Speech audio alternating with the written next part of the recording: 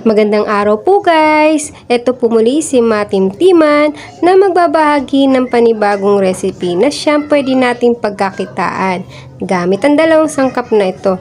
Ito po ay hindi sponsored, ito lang po kasi ang kaya ng aking budget.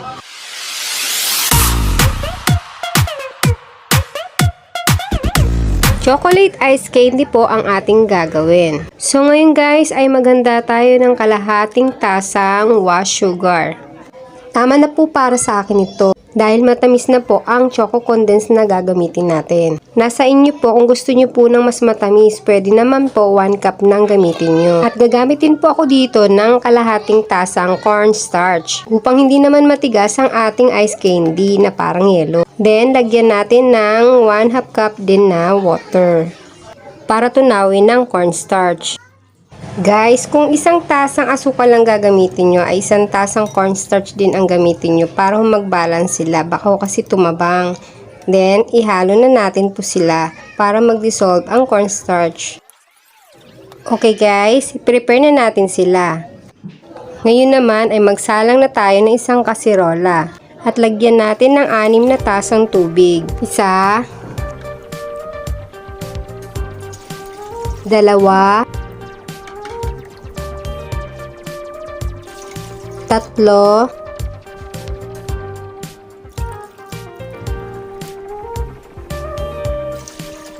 4, 5,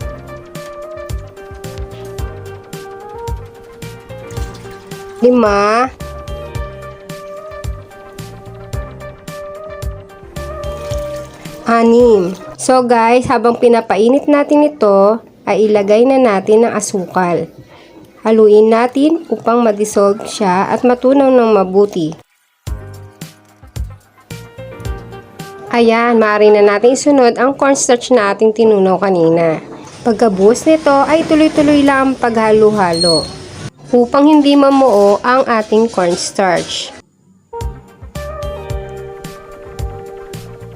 Muli guys, kung nagustuhan nyo ang video ito, paki-like and share naman po at paki-subscribe and pin ang bell button para po updated kayo sa mga darating na video. At marami pong salamat sa mga nagtiwala at sumuporta. Ngayon guys, ay maaari na nating ilagay ang Milo. Kung may budget kayo, pwede naman 3-4 ang gamitin nyo para mas matapang ang aroma nito. Then, continuous lang paghalo hanggang sa matunaw ang ating Milo.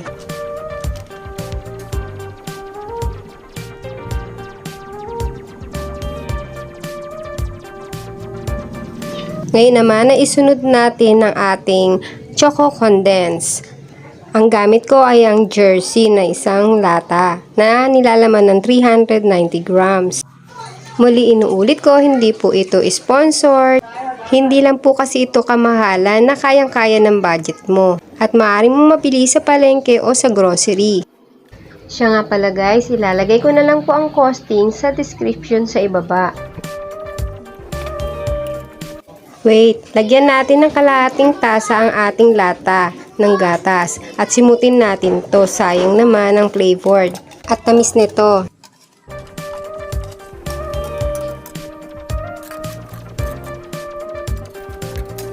Then, haluin nating muli. Okay na to guys, maaari na nating hintayin na kumulo. A few minutes later. Ayan, after 5 minutes, kumulo na siya. I-off na po natin ng kalan. Haluin ko lang po saglit at iset aside natin siya hanggang sa lumamig.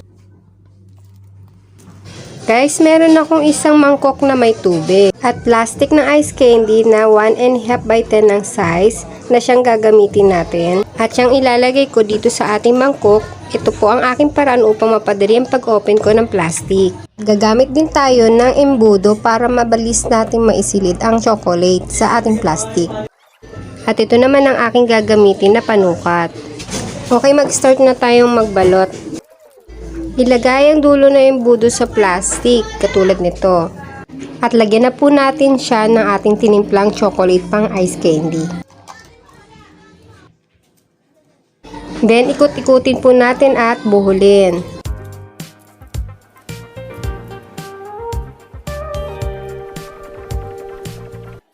So ganito po siya karami at kahaba.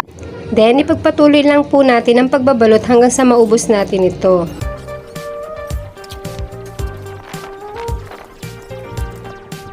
Ayan, sa wakas natapos din natin. O diba, nakita nyo guys, marami-rami rin tayong nagawa. Matapos natin itong balutin lahat, ay gugupitin naman natin ang dulo upang malinis naman siyang tignan. Ingat lang sa paggupit para hindi siya mabutas.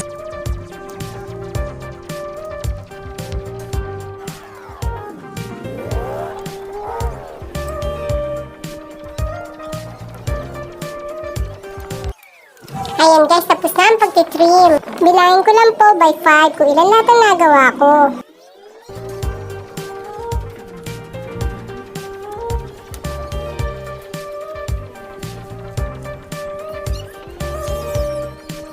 Ayan guys, bali 36 po lahat na piraso ang nagawa ko. Ngayon na ilalagay na natin siya sa refrigerator ng overnight.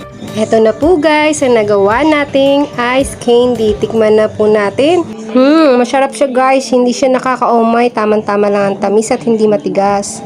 Hanggang dito na lang po. Hanggang sa muli. Bye-bye!